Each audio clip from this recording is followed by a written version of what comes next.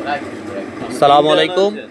আমি আপনাদেরকে আজকে দেখাবো আমাদের জমির যে আলু হয়েছে, এগুলোর নাম হচ্ছে মিষ্টি আলু। এই আলুর কালারগুলো হচ্ছে লাল, আর এই আলুগুলো অনেক বড় সাইজের আলু, এগুলা খেতে খুব সুস্বাদু। তো আপনাদেরকে ভিডিওর মাধ্যমে সেগুলা দেখানোর চেষ্টা করতেছি।